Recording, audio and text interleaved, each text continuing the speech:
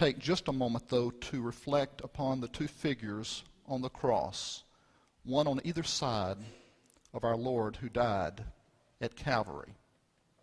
There was the one man, both criminals they were, but one man stood at the cross looking once again for something he did not work for, an advantage he did not achieve.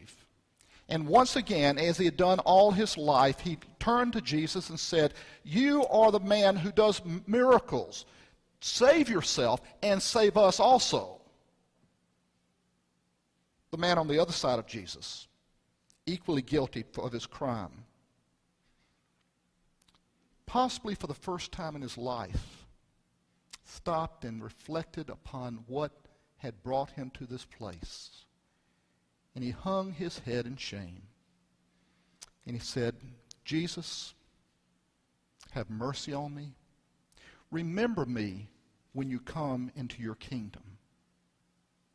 Jesus looked upon such confession with mercy and said, "Son, I don't care what you've done. Your slate has been wiped clean. Today you will be with me in paradise." Two figures on a cross. One defiant till the end, looking for the advantage. One in a spirit of humility surrendered his life and achieved life eternal. I contend that we have both of those people within each one of us. And it's a matter in life about which one is going to be triumphant, which one's going to be dominant in our lives. Have we surrendered? Have we fallen to the ground and said, "Forgive me, Lord, let me be with you in your mercy, in your kingdom"? That's the call of this Holy Passion Week. That's the call of Christ our Lord. I was on vacation last week, as many of you know, and I made the mistake of getting a friend of mine to preach here who preaches much better than I do, and I listened to his sermon this week on the internet, as you can also, and I said, "Oh my gosh, how am I ever going to follow that? I'll not invite him back to this church."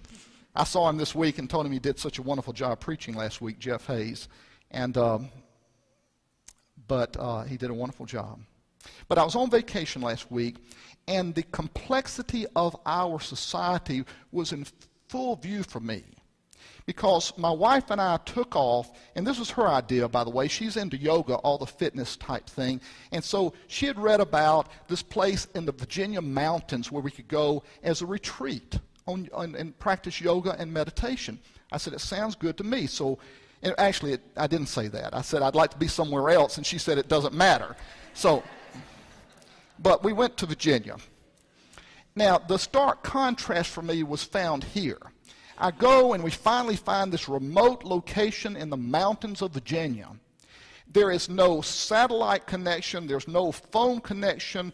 There are no newspapers. There are no TVs. It's a Buddhist monastery, I come to find out. They have no caffeine, no alcohol, no dairy products, no meat. And I'm thinking, how is a good Presbyterian going to sin in the midst of all these negligences? So for 3.5 days, we go to class, and we listen, and we did learn some things about meditation and yoga. But I told Susan when I left, I said, "Don't you ever take me back there again." But it was nice to be away with Susan and be gone for a few days. But it was such stark contrast to be there with no information. And then to come back home, the TV's blaring again with either CNN or Fox. I have the Birmingham News stacked up. I've got the local paper in Vestavia stacked up. I've got the New York Times that I subscribe to there. I've got the Economist magazine stacked up. I've got all these things, all this information, and plus my iPhone has hundreds of emails and text messages waiting for me to respond. The contrast made me realize how overloaded we are these days with information and data. Some of it good, some of it bad. But you know, 100 years ago, in this country, most people lived in small-town America or on small farms. They did not have the information overload that we have these days. And because of that overload, some of it's good, some of it's bad, we sometimes get confused. There develops a fog of information setting down upon us, so we no longer understand the real issues of life and the real fundamental questions of life. And let me tell you, they have not changed. Even though today I can pull out my iPhone and communicate with people in China, in fact, in spite of the fact I can go home and get information from all around the world, none of that has changed the fundamental issues of life,